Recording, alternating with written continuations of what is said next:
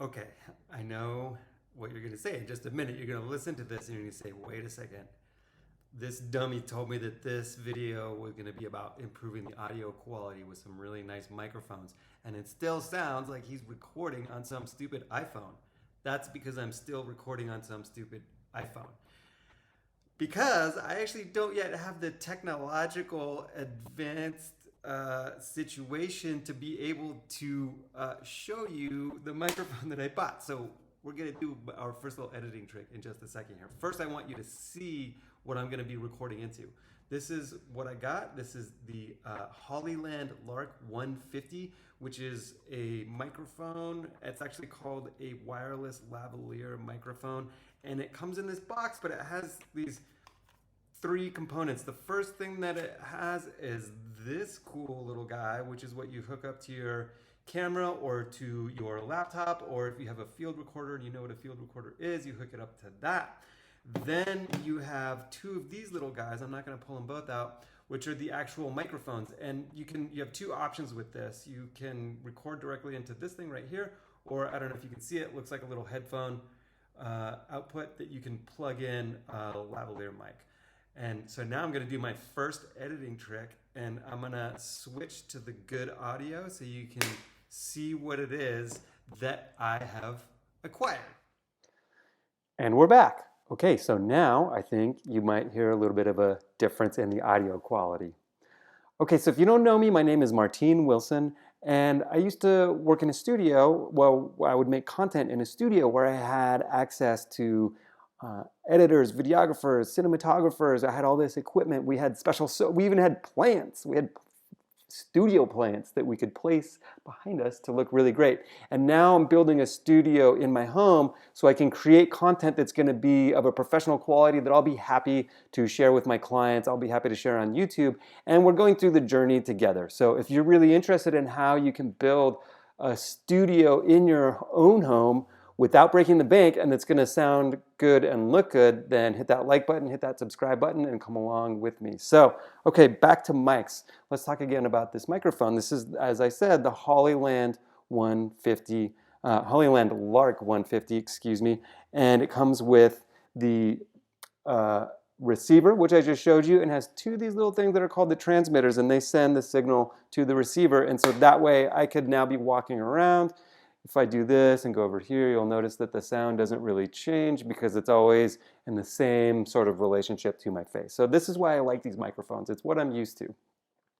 The reason that I chose this microphone, because there's a lot of these, is that it really fits in well with my sort of three pillars, if you remember that. It's not very expensive. The quality is great for what I need to be able to do. And finally, it's relatively easy to sell these on the secondhand market because this brand has become pretty popular, especially like if you're a professional videographer, you might use these Hollyland microphones as like a backup because you're going to buy some Sennheiser or something or other that costs like $1,000. This was like 209 euros, I think, so it's a pretty good deal.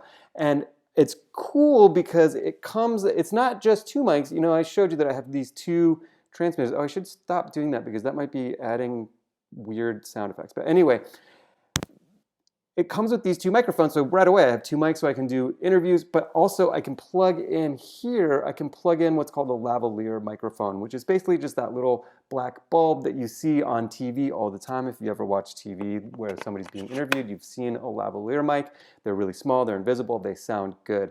And so it's gonna work really well for me and it's flexible. And also the whole thing basically fits in this box and it's rechargeable. So all I need to do is plug in a USB-C, charges both the transmitter and the receiver and the two transmitters at the same time. And so it's a really easy piece of equipment to use. The final thing that I really like about this is that you can flexibly use it with a lot of different setups because it basically has the connections. Let me see if I can show you. Well, it's hard to see, but basically it has all these connections that it just looks like a little tiny old school headphone jack. This is called, in this case, when it's microphone audio, it's usually called a TRRS connection. And what that means is that it just has stereo audio, and then it also has microphone capabilities. But the great thing about that is you can plug it into a MacBook Pro. I have it plugged into a MacBook Pro, kind of an old MacBook Pro right now. You could plug it into old iPhones. You can't plug it into new iPhones because they don't have a headphone jack. If you get a little adapter, you can plug it into an iPhone. You could plug it into a camera. That's what I'm going to use it for normally. And you could even plug it into certain types of what are called field recorders. Those are basically just digital audio recorders, and it's going to work great. So what's the problem with picking a mic? Like, why is this such a like crazy sort of issue with a lot of people? Well, when you start talking to people, when I started this journey, I was like talking to different people, asking them what kind of microphone I should buy.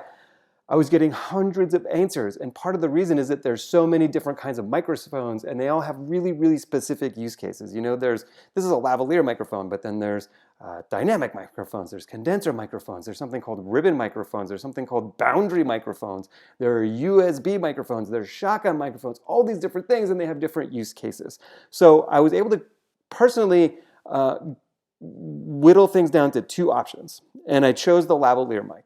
The other option is something called the shotgun mic, and I'm most likely going to pick up a shotgun mic in the near future because you can actually get pretty good shotgun mics for like 60 bucks.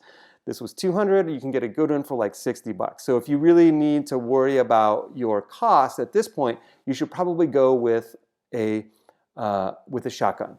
Specifically, I think I'm going to get one that's called the Deity M60, or maybe it's just the Deity 60, which is like 60 bucks, and it sounds good enough.